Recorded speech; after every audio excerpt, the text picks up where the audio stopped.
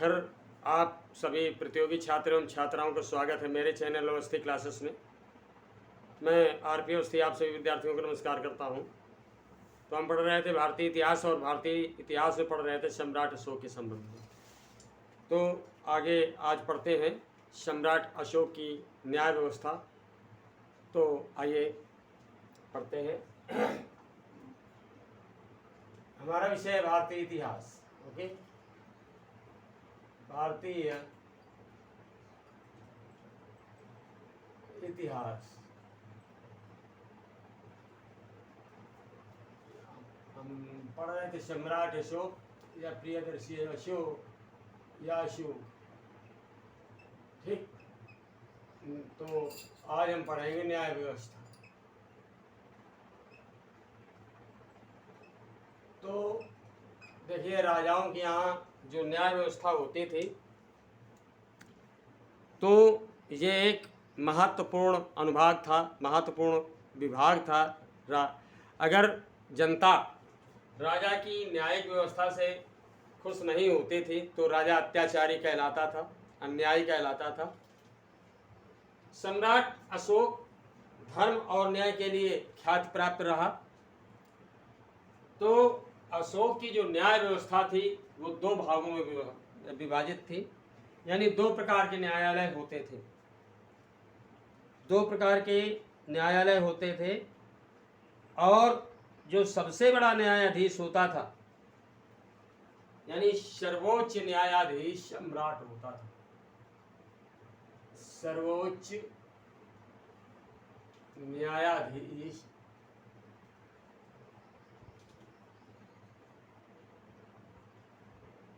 सर्वोच्च न्यायाधीश जो है स्वयं सम्राट या राजा होता है। ठीक, अब बात आती है इसके अधीनस्थ कर्मचारियों की। या पहले देखते हैं कि न्यायालय कितने प्रकार के थे।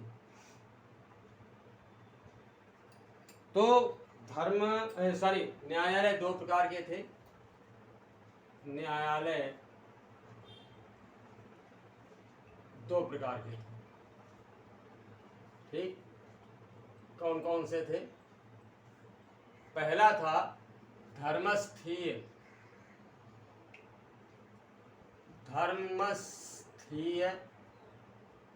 न्यायालय और दूसरा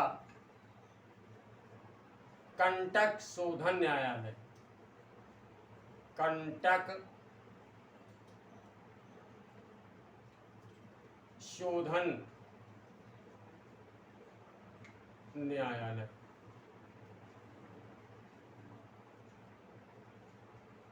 ठीक, तो दो प्रकार के न्यायालय थे, धर्मस्थीय न्यायालय और कंटक शोधन न्यायालय। जो धर्मस्थीय न्यायालय था इसमें न्याय जो है वो धर्म में दक्ष 3 धर्मस्थ या व्यवहारिक और 3 अमात्य मिलकर के करते थे। जो धर्मस्थीय न्यायालय था, धर्मस्थीय न्यायालय, इस न्यायालय में 3 ऐसे व्यक्ति होते थे जो धर्म में दक्ष होते थे, धार्मिक आधारों पर निर्णय करते थे। यानी निर्णय करने का आधार धर्म होता था। ठीक, तो 3 धर्म में दक्ष व्यक्ति, यानी धर्म में दक्ष या धर्म में प्रवीण या धर्म के मामलों में कुशल। ठीक, 3 व्यक्ति, साथ ही साथ 3 अमात्य यानी पदाधिकारी, 3 अमात्य मिलकर के जो है निर्णय देते थे इस धर्मस्थीय न्यायालय में। ठीक, और इनका रूप एक तरह दीवानी अदालतों जैसा था। ये अदालत कौन सी अदालत होती थी? इसे हम दीवानी अदालत कह सकते थे। वर्तमान की शब्दावली में हम इसे जो है दीवानी अदालत। दीवानी का मतलब ये होता है कि माल संबंधी, खेती किसानी, प्रॉपर्टी, धन संपत्ति आदि से संबंधित जो मुकदमे होते हैं उनकी सुनवाई दीवानी न्यायालय में होती है। मारपीट, लड़ाई झगड़ा, इससे संबंधित जो मुकदमे होते हैं वो फौजदारी के मुकदमे कहलाते हैं। ठीक, तो जो धर्मस्थीय न्यायालय था ये दीवानी अदालत की तरह कार्य करती थी। और कंटक शोधन जो न्यायालय होता था उसमें 3 प्रदेश थी और 3 आमात थे। कंटक शोधन न्यायालय, इसमें जो है 3 प्रदेश थी, 3 प्रदेश थी, ये पदाधिकारी हैं। ठीक, 3 प्रदेश थी और 3 आमात थे। 3 आमात थे, यानी राजा के जो मंत्री होते थे ये मिलकर के न्याय कार्य करते थे। ठीक, क्या करते थे? न्याय कार्य। और जो सबसे बड़ा न्यायाधीश होता था वो स्वयं सम्राट होता था, आप देख चुके हैं। अब बात आती है कि वर्तमान की शब्दावली में ये कंटक शोधन न्यायालय किस प्रकार का न्यायालय होता था। ठीक है, तो एक तरह से ये जो है कंटक शोधन न्यायालय ये फौजदारी न्यायालय जैसा था। ठीक, मैंने बताया कि फौजदारी क्या होती है, लड़ाई झगड़ा मारपीट। तो धर्मस्थीय न्यायालय दीवानी अदालत का कार्य करता था और फौजदारी न्यायालय या फौजदारी अदालत का काम जो है कंटक शोधन न्यायालय कार्य करता था, अदालत हम कह देते हैं। ठीक, तो ये स्थिति थी न्याय विभाग की। अब बात आते हैं कि अर्थदंड क्या क्या दिया जाता था। सामान्य अपराधों के लिए कौटिल्य ने 3 प्रकार के दंड का प्रावधान किया था। ठीक, सामान्य दंड में, सामान्य दंड के रूप में, सामान्य दंड के लिए 3 प्रकार के दंड।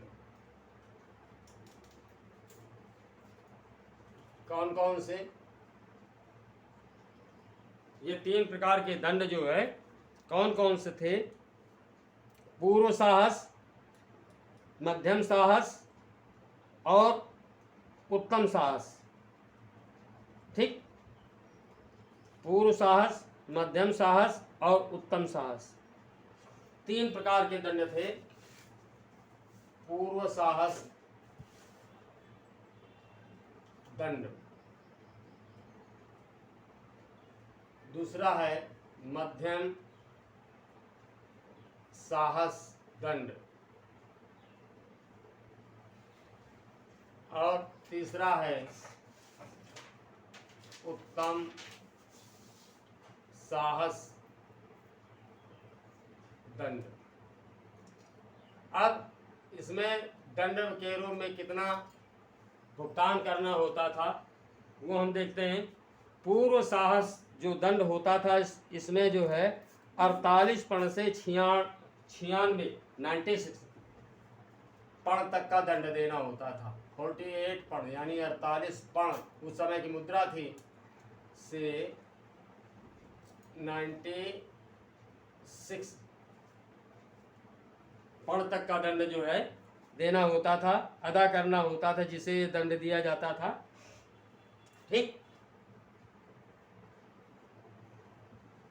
और जो मध्यम साहस था, मध्यम साहस में 200 से 500 पण, मध्यम साहस में 200 पण से लेकर 500 पण, बहुत ज़्यादा धनराशि होती थी उस समय के उस समय या उस काल में 200 पर्ण से लेकर के 500 पर्ण तक का भुगतान करना होता था। और उत्तम साहस में 500 से 1000 पर्ण तक, ठीक, 500 से 1000, 500 पर्ण से 1000 पर्ण तक का भुगतान करना होता था। बात समझा कि इतना भुगतान करना होता था, इतना टैक्स देना हो, मतलब क्या है, दंड देना होता था, जिस पर यह दंड आरोपित किया जाता था, जिस पर लगाया जाता था। और सबसे निचले स्तर पर ग्राम न्यायालय था। सबसे जो छोटा न्यायालय था, सबसे निचले स्तर पर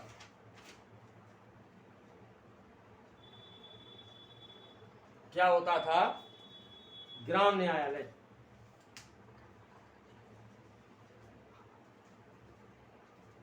सबसे निचले स्तर पर ग्राम न्यायालय।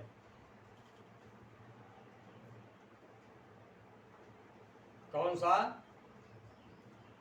ग्राम न्यायालय। ये सबसे छोटा न्यायालय होता था, ठीक। यानी कहा जा सकता है कि सबसे छोटा न्यायालय था सम्राट अशोक की न्याय व्यवस्था के अंतर्गत, वो था ग्राम न्यायालय, जहाँ पर निर्णय जो है गांव के वृद्ध व्यक्ति के द्वारा, यानी ग्रामीण और गांव के वृद्ध व्यक्ति के द्वारा निर्णय किया जाता था। निर्णय जो है, निर्णय ग्रामीण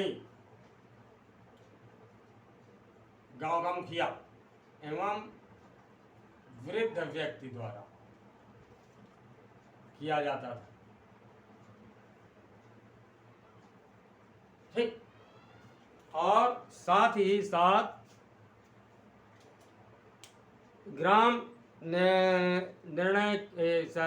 न्यायालय के अतिरिक्त जो दो न्यायालय और थे, संग्रहण और द्रोणोमुख, ये स्थानीय एवं जनपद स्तर के न्यायालय होते थे, ठीक है। यानी ये जो है ग्राम न्यायालय, इसके अतिरिक्त दो न्यायालय और थे। और कौन से? संग्रहण और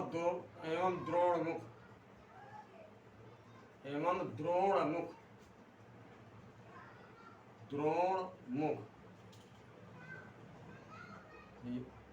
ये जो है स्थानीय एवं जनपद न्यायालय होते थे। अब देखिए, संग्रहण जो है स्थानीय न्यायालय है, लोकल की कोर्ट है, और द्रोणमुख जो है डिस्ट्रिक्ट कोर्ट है। जनपद स्तर की यानी डिस्ट्रिक्ट लेवल की जो कोर्ट है वो है द्रोणमुख, और लोकल की जो कोर्ट है वो है स्थानीय। द्रोणमुख न्यायालय के अधीन 400 गांव आते थे, ठीक। ये जो द्रोणमुख है, इसके नीचे 400 गांव होते थे। 400 गांव का निर्णय जो है द्रोणमुख न्यायालय में किया जाता था। तो इस प्रकार से ये थी सम्राट अशोक की न्याय व्यवस्था। उम्मीद करता हूँ कि अच्छे से समझ में आ गई होगी। कहीं यदि किसी प्रकार का कोई प्रॉब्लम है तो प्लीज़ कमेंट करके पूछिए। You are welcome. Next lecture में मेरी फिर आपसे मुलाकात होगी, तब तक के लिए नमस्कार।